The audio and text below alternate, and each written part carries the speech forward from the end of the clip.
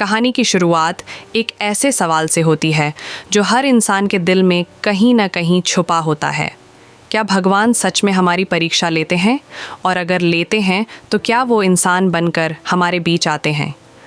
आज की ये कहानी उस भिखारी की है जो रोज़ मंदिर के बाहर बैठकर भीख मांगता था, लेकिन एक दिन उसकी झोली में भगवान नहीं, खुद परीक्षा बनकर उतर आए और दुनिया को दिखा गए कि इंसान की पहचान उसके कपड़ों या हालत से नहीं, उसके दिल की सच्चाई से होती है। शहर के सबसे पुराने शिव मंदिर के बाहर एक भिखारी बैठता था। नाम था हरिराम। उम्र 60 के करीब, बदन पर फटे पुराने कपड़े, सिर पर मटमैली टोपी और हाथ में एक कटोरा। लोग रोज़ आते, दर्शन करते और कई बिना देखे निकल जाते, लेकिन हरिराम हर आने जाने वाले को फोल्डेड हैंड्स के साथ देखता। कभी मुरझाया नहीं, कभी चिल्लाया नहीं। उसका चेहरा सुकून से भरा था, जैसे उसे किसी चीज़ की कमी नहीं, जैसे उसके पास सब कुछ हो। लोग उसे पागल कहते, अरे ये तो पगला गया है, हमेशा भगवान का नाम जपता रहता है, जैसे भगवान इसके पास आएंगे। लेकिन हरिराम बस मुस्कुराता और कहता, भगवान तो सबके पास होते हैं, बस वो आते तभी हैं जब मन साफ हो और दिल सच्चा हो। एक दिन बारिश से भीगा शहर ठिठुर रहा था। मंदिर के अंदर भी लोग कम थे और उस दिन एक अजनबी आया, बिल्कुल आम आदमी की तरह। ना कोई रोशनी, ना कोई चमत्कार, बस एक सादा धोती कुर्ता पहना इंसान, बाल बिखरे हुए, चेहरा शांत, लेकिन वो आंखें ऐसी थीं जैसे उनमें सारा ब्रह्मांड समाया हो।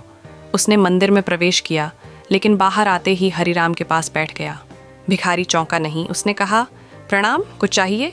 उस अजनबी ने कहा, तेरे पास जो हो वही दे दे। हरिराम ने बिना सोचे अपने कटोरे में पड़ी आधी रोटी का टुकड़ा उसे दे दिया। अजनबी ने खा लिया और बोला, कभी भगवान से कुछ मांगा? हरिराम ने मुस्कुराकर कहा, नहीं, मांगता नहीं, जो देता है वही बहुत है। अजनबी ने पूछा, और अगर भगवान तेरे सामने खड़ा हो तो क्या करेगा? हरिराम ने तुरंत कहा, तो बस इतना कहूँगा कि सबका भला करना, मेरा तो तू करता ही है। अजनबी मुस्कुराया और चला गया। लेकिन उस दिन के बाद हरिराम की दुनिया बदलने लगी। अगले दिन जब हरिराम मंदिर पहुंचा तो देखा कि वहाँ एक भारी भीड़ है। सब कह रहे थे कि मंदिर में किसी ने एक चमत्कार देखा है। एक अंधे बच्चे की आंखें खुल गईं, एक बूढ़े की टांगें ठीक हो गईं। पुजारी कह रहे थे कि रात को एक दिव्य शक्ति मंदिर आई थी। हरिराम चुपचाप सुनता रहा, फिर उसी जगह बैठ गया जहाँ रोज़ बैठता था। कुछ घंटों बाद वही अजनबी फिर से आया। इस बार उसकी आंखों में चमक और चेहरे पर तेज था। हरिराम ने फिर पूछा, कुछ चाहिए? इस बार अजनबी बोला, तेरे पास जो सबसे कीमती हो वही दे दे। हरिराम ने अपने पास कुछ नहीं देखा, फिर अपनी मटमैली टोपी उतारी और उसे दे दी। अजनबी ने पूछा, ये तेरे लिए कीमती क्यों है?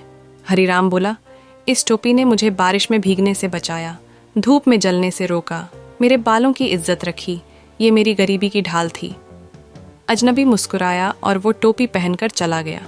उसी रात हरिराम को सपना आया, जिसमें वही अजनबी भगवान शिव के रूप में प्रकट हुए। उन्होंने कहा, हरिराम, मैंने तुझे परखा, पहले भूख में, फिर त्याग में, और तू हर बार खरा उतरा। लोग मुझे सोने चांदी के मंदिरों में ढूंढते हैं, लेकिन तूने मुझे अपने कटोरे की रोटी में देखा और अपनी टोपी में पाया। तू गरीब हो सकता है, लेकिन तेरे भीतर जो भक्ति है वो सबसे अमीर है। सुबह जब हरिराम उठा तो उसकी आंखें नम थीं। वो मंदिर पहुंचा तो देखा कि सब लोग उसकी ओर देख रहे थे। किसी ने उसके लिए कपड़े लाए, किसी ने खाना, और पुजारी ने उसे मंदिर में बैठने का आग्रह किया। लेकिन हरिराम अब पहले जैसा नहीं रहा। उसके चेहरे पर वैसा ही सुकून था, लेकिन उसकी आंखों में अब एक चमक थी, जैसे उसने भगवान को देखा हो और अब कुछ भी पाने की चाह नहीं बची। समय बीतता गया। लोग कहते हैं कि उस दिन के बाद हरिराम ने धीरे धीरे सब कुछ छोड़ दिया। एक दिन वो मंदिर के बाहर नहीं दिखा। लोग ढूंढते रहे, लेकिन कहीं नहीं मिला। कुछ कहते हैं कि भगवान उसे अपने साथ ले गए, कुछ कहते हैं कि वो अब हिमालय में तपस्या कर रहा है। लेकिन जो उसे जानते थे वो बस इतना कहते थे, वो भिखारी नहीं था, वो तो खुद एक इम्तिहान था, भगवान की तरफ से भेजा गया। और जो उसके सामने फेल हो गए वो आज भी सोने के मंदिरों में भगवान खोज रहे हैं। और जो पास हो गए उन्होंने जान लिया कि भगवान भेष बदलकर कहीं भी मिल सकते हैं, कभी एक भूखे इंसान के रूप में, कभी एक सवाल बनकर, तो कभी एक मुस्कान की तरह। आज भी अगर आप उस पुराने मंदिर जाएं तो वहाँ एक पत्थर पर लिखा है, यहाँ कभी एक भिखारी बैठा करता था जिसने भगवान को रोटी दी थी, और लोग उस पत्थर को छूते हैं जैसे वो कोई चमत्कारी वस्तु हो।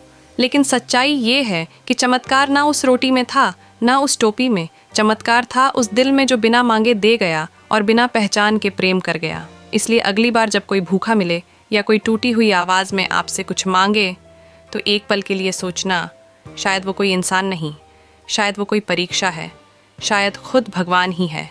क्योंकि भगवान की सबसे बड़ी लीला यही है, वो जब आता है तो पहचान में नहीं आता, और जब चला जाता है तब एहसास होता है कि वो था। यह कहानी नहीं, एक चेतावनी है कि अगली बार जब भगवान आए तो तुम उन्हें भूखा या प्यासा मत छोड़ देना, वरना वो तो माफ़ कर देंगे, लेकिन तुम्हें खुद को कभी माफ़ नहीं कर पाओगे। यही थी उस भिखारी की कहानी, जो भिखारी नहीं, एक राजा था, भक्ति का, प्रेम का और उस परीक्षा का जो भगवान खुद लेने आए थे।